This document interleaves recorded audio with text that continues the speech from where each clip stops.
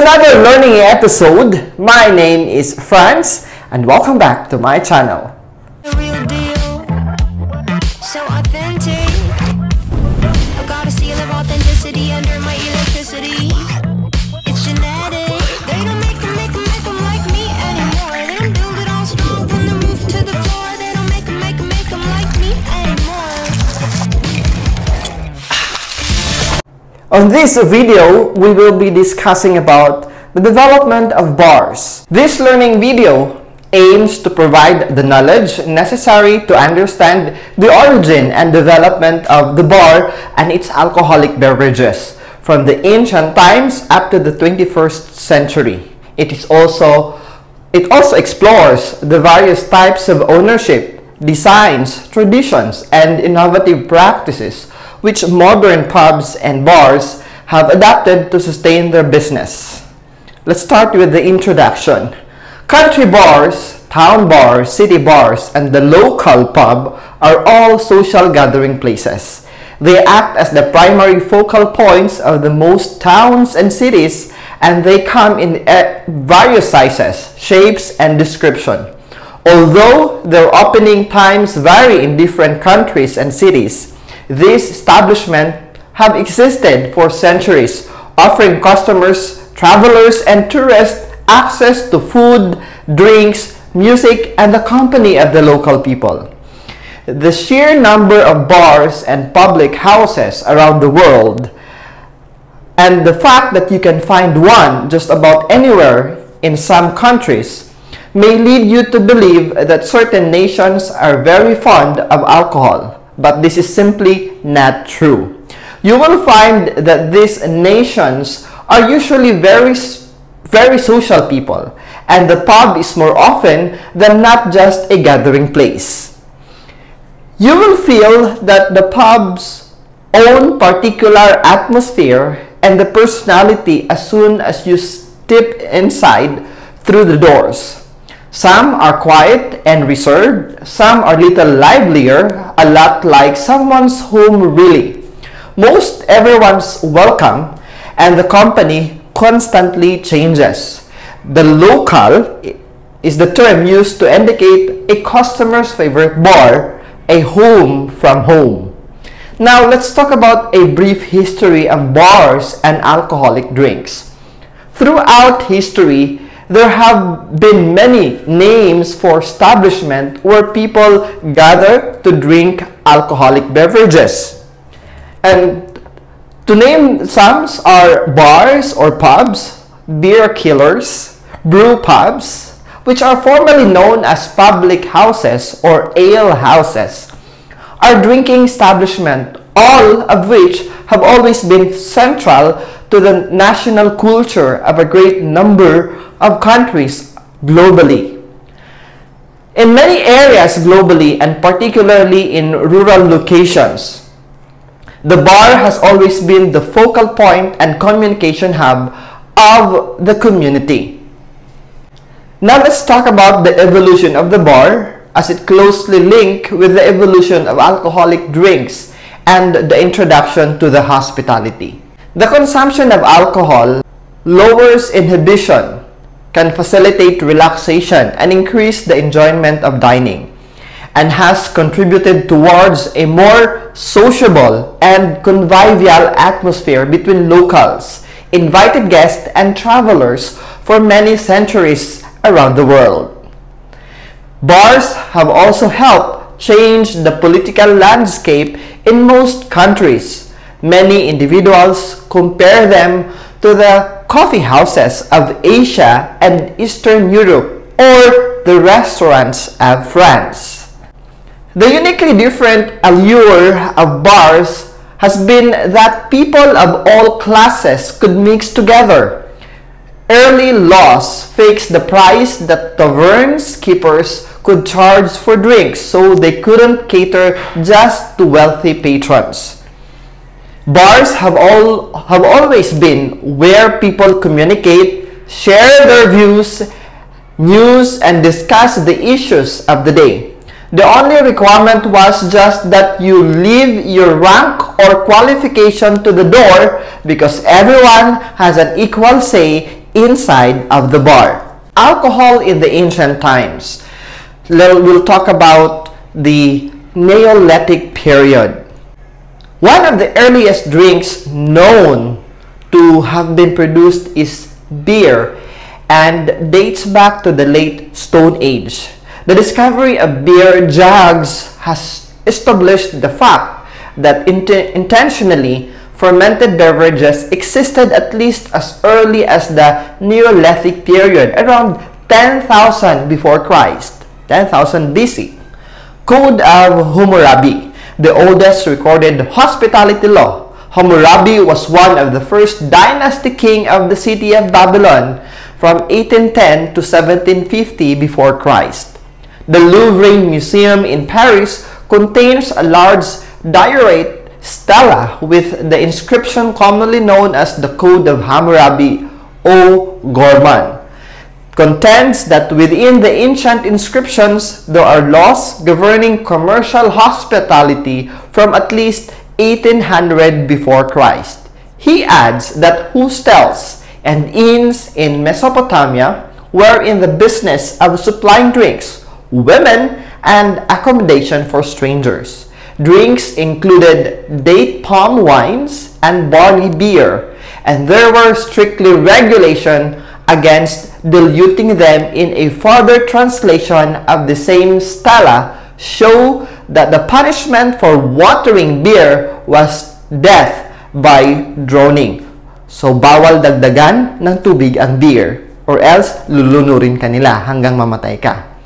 Let's talk about the Egyptians. Wine clearly appeared as a finished product in the Egyptian pictograph around 4,000 before Christ.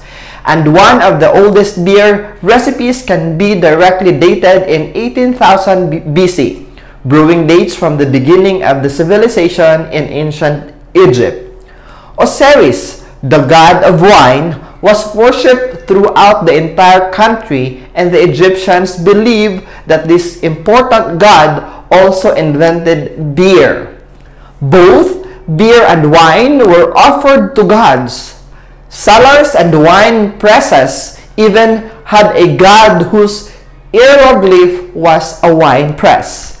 The ancient Egyptian made at least 17 varieties of beer and at least 24 varieties of wine, which were used for pleasure, nutrition, medicine, ritual, remuneration, and funerary purposes for use in afterlife. Chinese drinking traditions in ancient times. A variety of alcoholic beverages has been used in China since prehistoric times. And ancient times people drank when holding a memorial ceremony, offering sacrifices to gods and their ancestors, pledging resolutions before going into battle, celebrating victories before feuding and official execution, for taking an oath of allegiance while attending the ceremonies of birth, marriage, reunion, departures, death, and festival banquets in China. Around 1116 before Christ, alcohol was one of the Chinese largest treasure sources of income and was widely used in all segments of Chinese society as a source of inspiration and hospitality for combating fatigue. While in Greece, from mead to wine, the first alcoholic beverages to obtain widespread popularity, what is now Greece, was mead, a fermented beverage made from honey and water. However, by 1700 before Christ, BC, wine making was commonplace, and during the next 1,000 years, wine drinking assumed the function so commonly found around the world. It was incorporated into religious rituals. It became important in hospitality. It was used for medicinal purposes, and it became an integral part of daily meals. As a beverage, it was drunk in many ways: warm and chilled, pure and mixed with water, plain and spiced.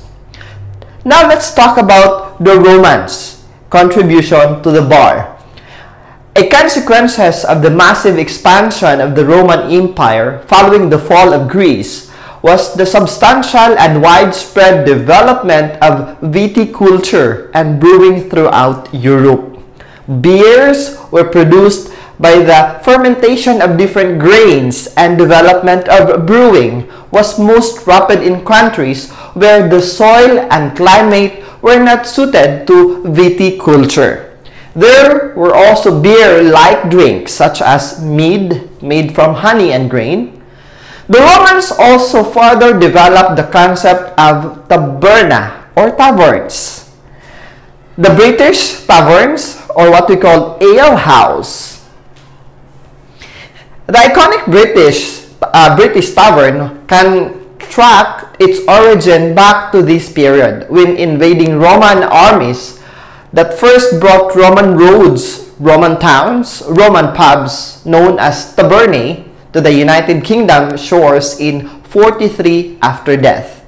Such tabernae were quickly built alongside Roman roads and in towns to help quench the thirst of legionary troops. Ale, however, was the native British brew, and after the fall of the Roman British Kingdom, the Anglo-Saxons established ale houses, usually out of domestic dwellings, to provide the locals with the favorite tipple, and the Roman word taberna eventually became corrupted to tavern. These taverns or ale houses not only survived but continued to adapt to an ever-changing clientele through invading Angles, Saxons, Jutes, and both Danish and Scandinavians Vikings. The Anglo-Saxon alewife would put a green bush up on a pole to let people know her brew was ready. These ale houses formed meeting houses for the locals to gather and gossip and arrange mutual help within their communities. Here lie the beginnings of the modern pub. These ale houses became so popular that around 970 after death, one Anglo-Saxon king, Edgar, even attempted to limit the number of ale houses in any one village. He is also said to have been responsible for introducing a drinking measure known as the peg as a means of controlling the amount of alcohol an individual can consume. The origin of the expression to take or someone down a peg may be related to this. Drinking in the Middle Ages. Let's talk about the Middle Ages time or the Middle Ages period, focusing on the monastic influences. The period of approximately 1,000 years between the fall of the Rome and the beginning of the Renaissance era in the 1500s brought many developments in drinks. In the early Middle Ages, mead, rustic beers, and wild fruit wines become increasingly popular, especially among Celts, Anglo-Saxons, Germans, and Scandinavians. The art of brewing essentially became the province of monks, who carefully guarded their knowledge. Monks brewed virtually all beer of good quality until the 12th century. Around the 13th century, hops, which both flavor and preserve, became a common ingredient in some beers, especially in Northern Europe. Ale, often thick and nutritious, soapy beverage, soared quickly and was made for local consumption. By the millennium, the most popular form of festivities in England was known as ales, and both ale and beer were at the top of the list among the product to be given to the lords for rent. As towns were established in the 12th century in Germany, they were granted the privilege of brewing and selling beer in their immediate localities. A flourishing artisan brewing industry developed in many towns, about which there was a strong civic pride. We will continue on the history of the bar, and we will focus on the history here in our country. How did the bar and alcoholic beverage has been introduced and developed in the Philippines. Until next vlog, I hope you learned something. Enjoy learning. Have a great day.